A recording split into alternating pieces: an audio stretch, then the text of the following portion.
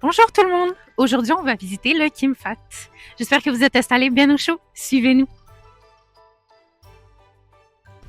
Alors, dans ce projet, on va explorer les produits, les saveurs et surtout la richesse culturelle qui va se retrouver dans les allées de cette épicerie. Donc, fait observer que dès notre entrée, il y a des aliments ultra transformés présents partout dans le magasin.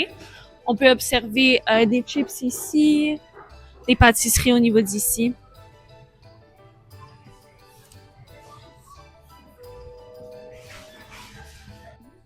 Donc, les rayons de produits ultra transformés sont tous regroupés ensemble et se retrouvent très proches de l'entrée. On peut y retrouver des bonbons, des croustilles, des gâteaux et c'est très attrayant visuellement puisqu'il y a beaucoup de couleurs.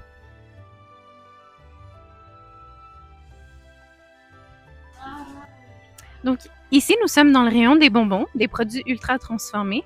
On les retrouve nombreux entre eux, assez colorés. Il n'y a pas forcément de promotion, mais les prix sont assez abordables, comme on le voit. La provenance des bonbons sont également indiquées sur les paquets, par exemple, produits du Japon. Alors, comme vous pouvez voir ici, on est dans la section des nouilles. Il y a une très grande diversité et de nombreux choix. Vous pouvez voir que c'est vraiment pas cher et qu'il y a même des spéciaux. Donc, tout au long de l'épicerie, on retrouve beaucoup de produits ultra transformés, que ce soit des boissons, des desserts, des collations, etc. Pour la majorité, ce sont aussi des produits ultra transformés, mais d'origine ethnique, comme ces boissons que vous remarquez ici. Le Kim Fat est une épicerie avec une grande variété de fruits et de légumes provenant d'Amérique du Sud, des États-Unis, du Vietnam et plus encore. Ce qui peut être observé dans cette épicerie qui la distingue de nos épiceries habituelles est la quantité d'emballage utilisée. En effet, au Kim Fat, plusieurs légumes et fruits seront emballés dans du plastique, ce qui n'est pas quelque chose souvent observé dans les super-C ou IGA par exemple. En effet, cet élément met l'accent sur l'importance de l'éducation en nutrition, vu que cette activité participe à un système alimentaire non durable. En ce qui concerne les rabais, Kim Fat offre des circulaires hebdomadaires de la même façon que les épiceries de grandes chaînes le font. Dans le magasin, les rabais sont clairement identifiés avec des étiquettes jaunes, ce qui permet aux clients de facilement les voir. Les produits en rabais étaient majoritairement des produits asiatiques plutôt que des produits occidentaux ou québécois, qui peut être expliqué par le fait que la clientèle demande majoritairement ce type de produits. En faisant une comparaison avec les prix des produits asiatiques offerts dans les épiceries de grandes chaînes, on a pu voir que les produits comme les légumes asiatiques, le riz, les nouilles et les poissons fruits de mer sont offerts à des prix beaucoup plus abordables, mais lorsqu'on regarde des produits plus typiquement québécois et occidentaux, on peut voir que les prix étaient similaires ou légèrement plus élevés. Ce qui est intéressant à noter chez Kim Fat aussi, c'est qu'ils offrent beaucoup de produits en gros format comme des sacs de riz entre 8 à 20 kg qui permettent à avoir des prix beaucoup plus économiques en termes de dollars par kilogramme. Pour les protéines animales, on retrouve entre autres une grande variété de poissons et fruits de mer, dont certains vendus encore vivants, chose qu'on ne retrouve pas nécessairement dans les épiceries de grande surface. Et on retrouve aussi beaucoup de marketing entourant ces produits, visant le segment qui est la population asiatique, dû à la grande consommation et l'utilisation dans la cuisine traditionnelle de ces produits.